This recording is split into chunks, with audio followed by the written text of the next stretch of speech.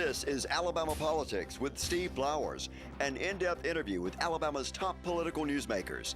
Now, from the studios of Troy University, here is Steve Flowers.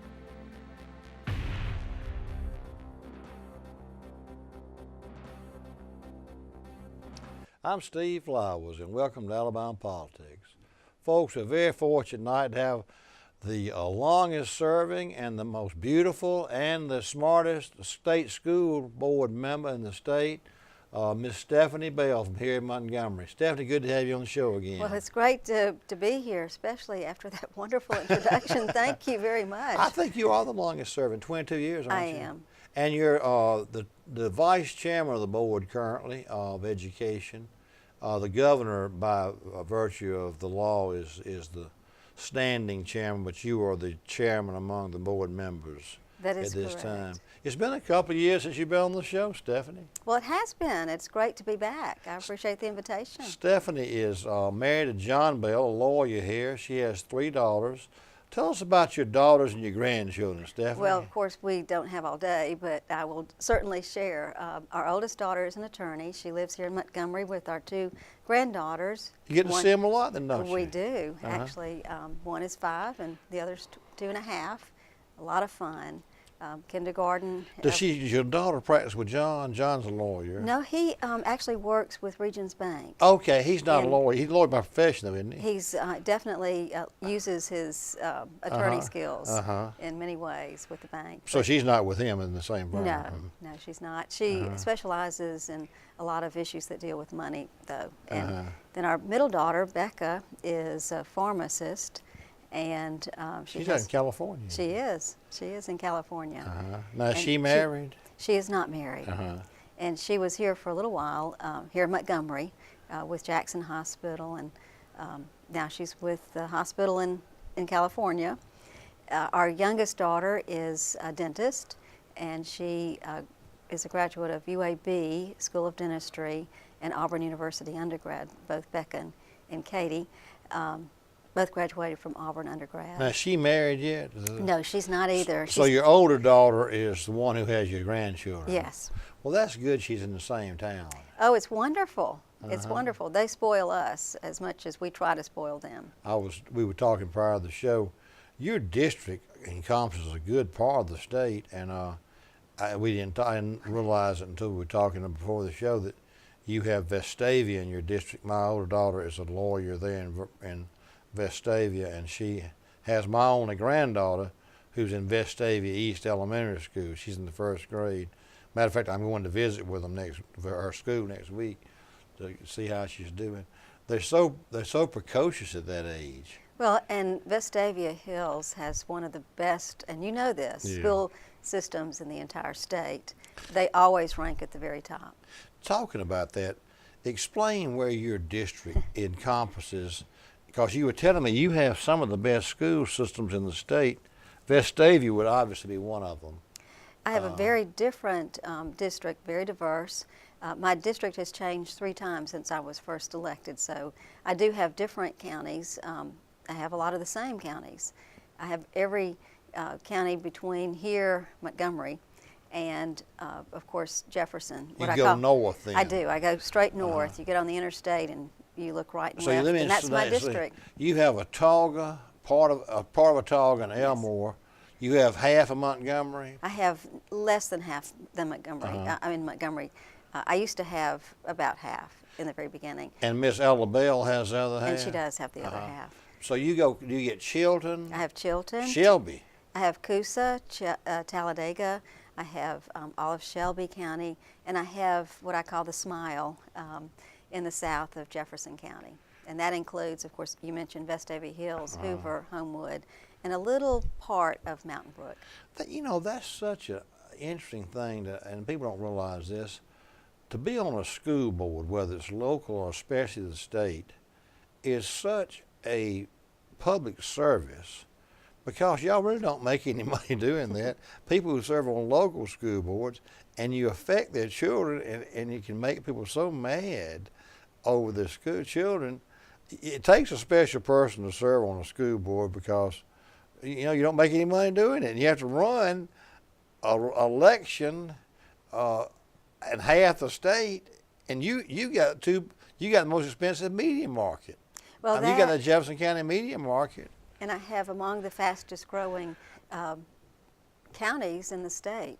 And the last tally was close to 300,000 voters voting just in my race, which is a bottom of the ballot race. Yeah. But I'm honored to serve. When I first ran, I had no idea whether we were even reimbursed for expenses. So I'm happy to serve. Obviously, I'm the one who makes the decision to run again because education, as you already know, is at the heart of everything that we do in this state. Oh, yeah. And so many of the problems could be resolved if we can work on education. And we were headed in the right direction a number of years ago when we were making historic progress on our National Assessment of Education Progress.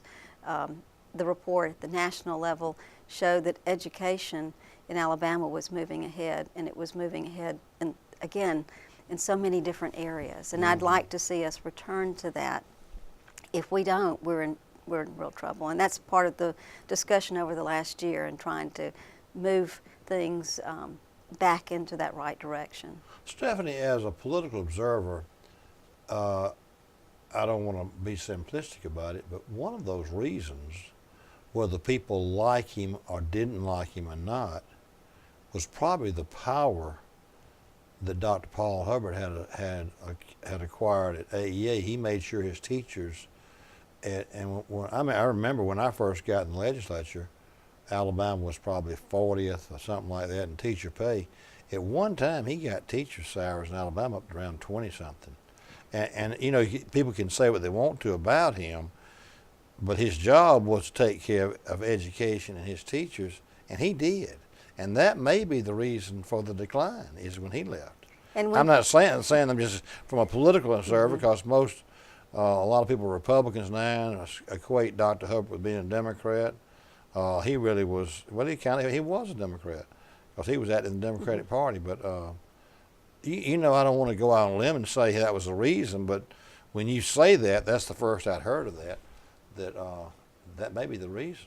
Well, and I didn't realize this at the time, but I went to school with his daughters, and Theresa was in school with me in public school. I went through Montgomery Public School from Bear School. You grew up here. And Dan Lee, Cloverdale, and Jeff Davis. And so I'm sure he had an extra bit of commitment because of his own children. His wife was a teacher at Jeff Davis, Ann. But in terms of where we are as a state, I have to say that could be a contributing factor. Teacher morale is at perhaps the lowest I've seen in many years. I can understand. And trying to attract people not only into the profession, but to keep them there, especially in areas of math and science, the area of technology, which can be very specialized, as you know. Those areas are in high demand in the corporate world, and so we're losing among our best teachers, we're losing them in terms of salary, benefits, those areas that have not kept up with just the basic inflation. That's part of the reason why we're having problems. The other is there's a constant attack on teaching. All teachers don't have problems, and all teachers are not bad. And that script has been out there, unfortunately, in the public, not just in Alabama, but across the country. Why would you go into a profession if that's the negative impression that people generally have? And it's actually it's incorrect, and it should not be. It's part of the problem that we have in the colleges of education.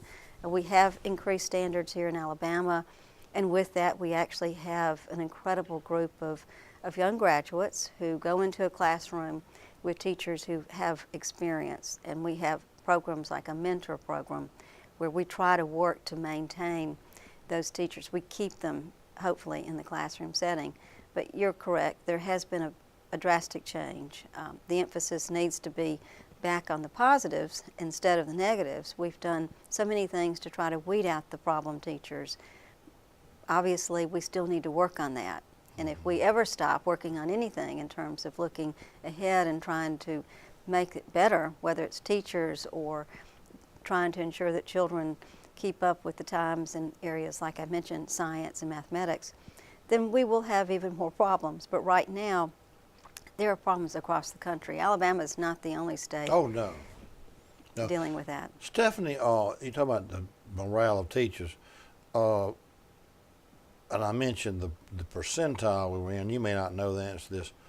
What is the average teacher's salary in Alabama now, and compared to Georgia and Florida? We're still pretty competitive. Georgia has not had the benefits that we have in Alabama. So if you look at teaching, As far as like the retirement benefits. right, retirement benefits, other benefits, insurance, and so forth. So you have to look at the benefits package. Some states are attracting teachers based on packages where they pay to move them there, and they pay for incidentals or perhaps the first 2 years of housing. There are states that offer scholarships to attract new teachers and those who've been in the field for a while, even to areas like the rural areas in Alabama, where we have a real problem attracting especially young people who would like to be closer to a larger city like Birmingham. Right. What about, do you know what percentile our salary, what is the average salary of a teacher in Alabama now? I haven't seen any recent charts, but we're highly competitive, and we have been in the past. But again, other states are every year coming up with new creative ways to try to attract teachers. Some people say there's a teacher shortage, and there is, except for in certain areas, and then we have the market is flooded, and that's, again, it depends on the state. How often do y'all meet? We've been meeting more often. We normally meet at least once a month, and we have a work session. Here in Montgomery.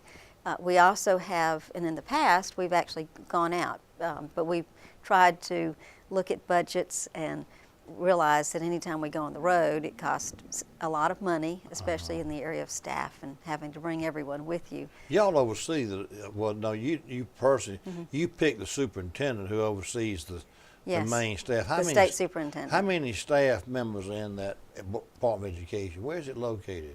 Well, the State Department of Education is located in what a lot of people refer to as the missing persons building, but it's the Gordon Persons building, which is located across the street from the back of the Capitol and catty-cornered to the State House. So it's in a great location from the standpoint of policy and trying to work with the legislature and the governor, of course, but it's also, it has grown since I was a newspaper reporter with the Montgomery Advertiser Alabama Journal. When I covered education, it was it was in a much smaller building, and also the staff was much smaller. How big is the staff in that ballpark? Well, if you include the disabilities department in Birmingham, it's very, very large, but probably 300, 400 employees total. Well, you had some controversy with the superintendent. The guy from Massachusetts sentence didn't last about a year. He didn't have a lot of the classroom experience. That's on the record. But I think that overall, the next go-round, as we look to the future, we have hired someone I served with, and actually I helped to hire, Dr. Ed Richardson.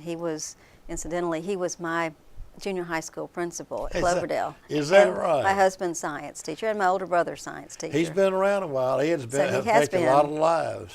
And then he was over at Auburn for a long time. Well, he was superintendent in Alabama here. We hired him back in 1995, and he served until 2004 when he was hired on an interim basis for Auburn University. He stayed there for 3 years, and that was actually probably even a little bit longer than he anticipated, but he is very gifted in the area of going in and trying to organize, and it was not an easy task at Auburn.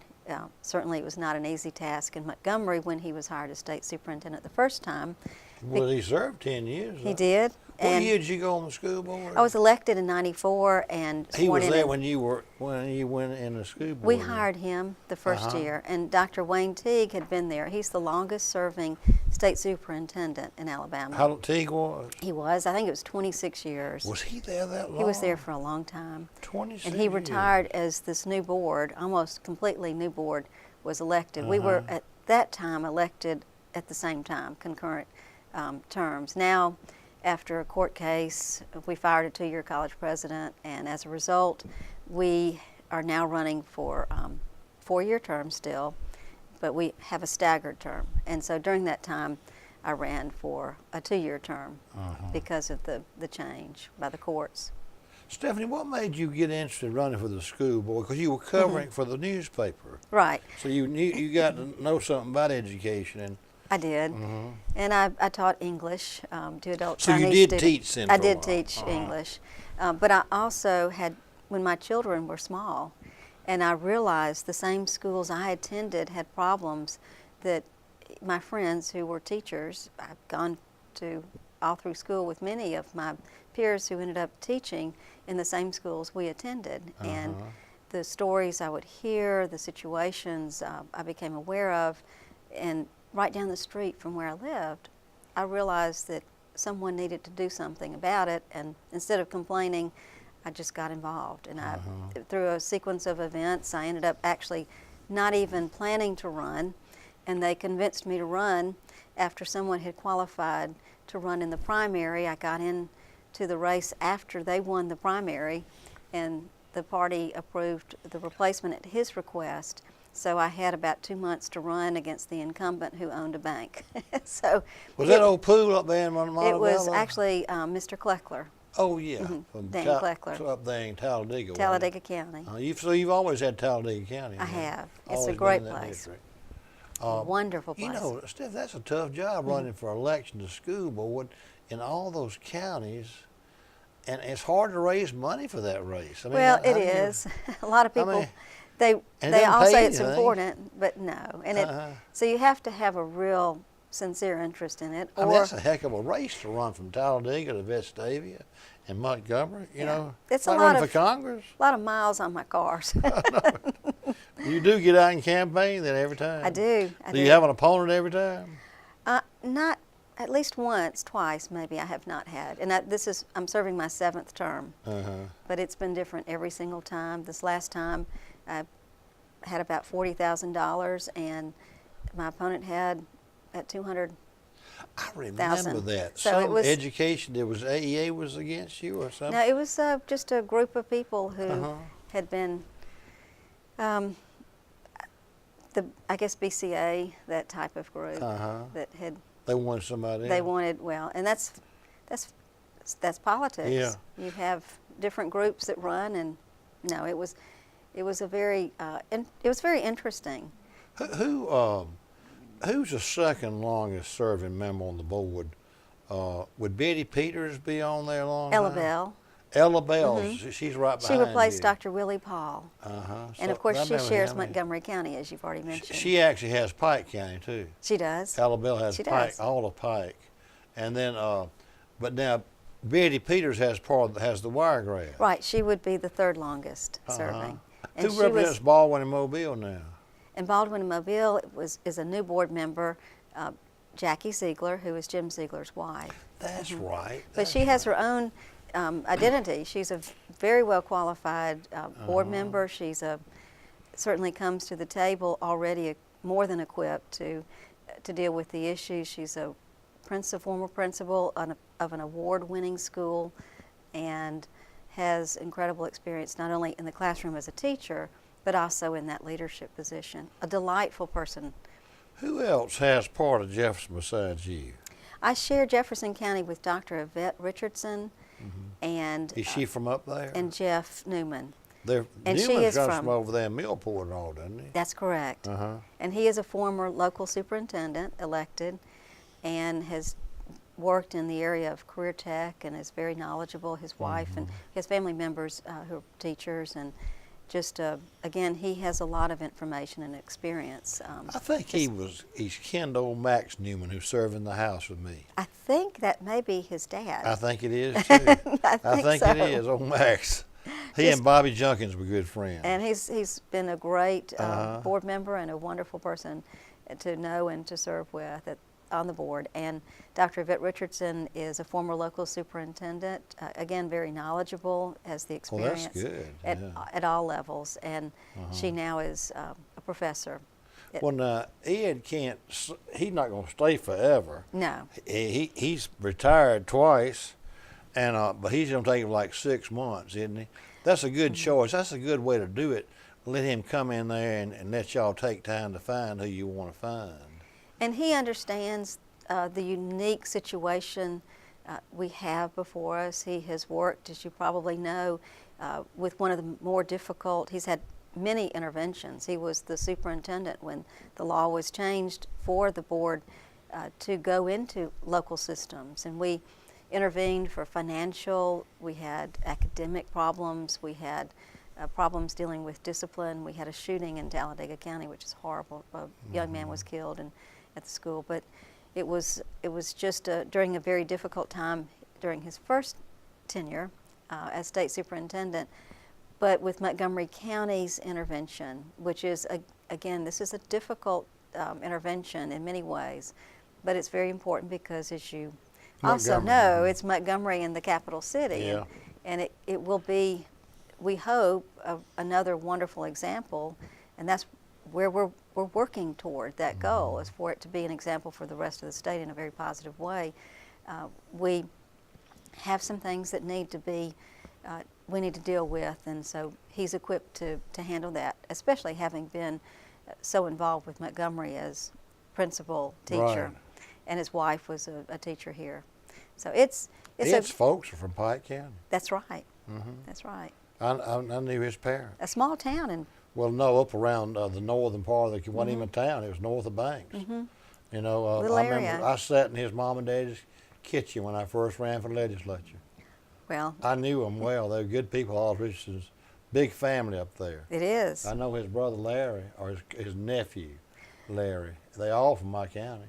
Well, one of the first things he said when he was asked whether he would consider doing this, he said, well, you know, I have several commitments, and we were all sitting there hoping it wasn't anything really huge, and he said, well, I promised my wife a trip, and I don't think he'd mind me sharing this, and I'd like to spend time with our grandchildren and watch their games. And it was refreshing to hear, because that's exactly where you want your superintendent. You want your superintendent to be very much involved with his or her family, and obviously with children or grandchildren, because that's what it's all about. It's focusing on the children, and that's where we need to be focused in the next 6 months, and in the future when we do, as a board, select the replacement, the new superintendent.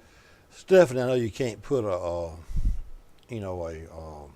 lasso around this, but you know, just as a layman, I would think the one thing that some of us just didn't seem to fit Alabama, there would seem to be some people who have the same pedigree that Ed Richardson does, that have been in the system a long time. I'm not saying you ought to be provincial and only put it Alabamian, but if we have an Alabama, they understand the system better.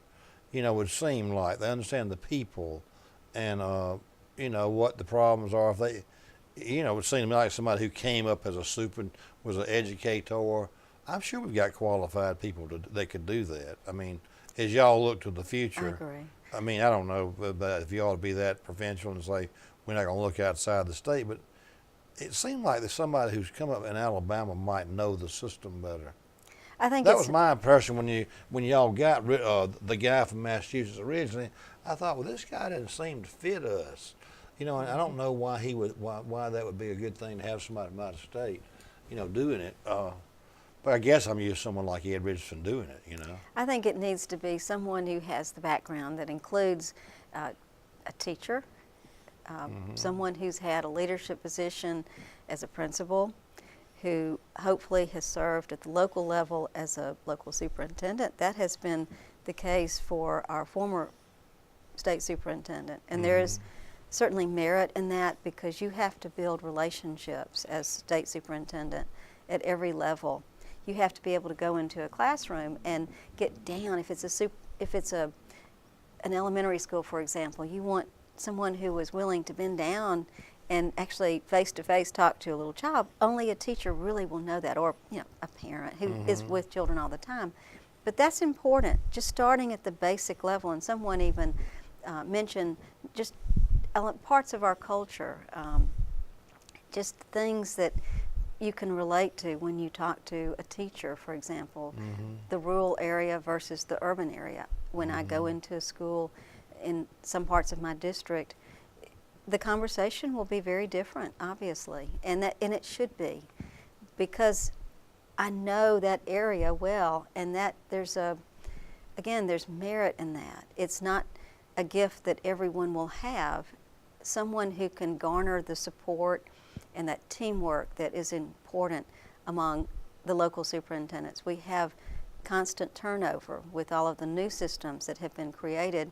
We have a large number of local superintendents. If they cannot have a phone call return, that hurts that local system, but it also hurts at the state level. We need to have that relationship as a board, but even more important with the state superintendent. I agree. Stephanie, our time's about up. I wanted to get off on the talking about where we're sitting right now. Yes. Was your husband's family theater. Tell our viewers real quickly about where we're sitting here in downtown Montgomery, which is the Rosa Parks building. Used It's to a be beautiful the building. We're at the Rosa Parks building downtown on Montgomery Street here in Montgomery. But real quickly, the theater, was the Empire Theater? The Empire Theater. It was the first air-conditioned theater in the entire United States, and it was also the first place where Hank Williams Jr. formally performed, and publicly in a big arena. So it's a very historic location. Of course, we know the history about Rosa Parks and the bus, and that was right there on the corner. Yeah.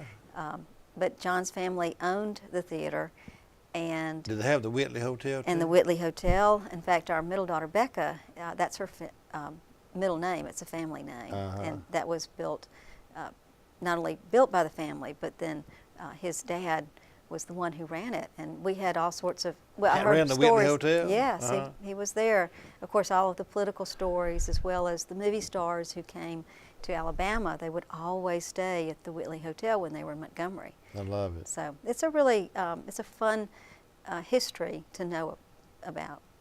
Well, we sure thank you for being with us, Stephanie. It's been a It's an fun honor. show as always. Folks, our guest tonight has been Miss Stephanie Bell, who is the senior member of the state school board. She doesn't look like she's a senior member, but she's been there 22 years, represents Montgomery and parts of the state on the school board. Thanks, Stephanie, for being with us, and thank you, viewers, for watching. Hope you tune in again next week for Alabama Politics.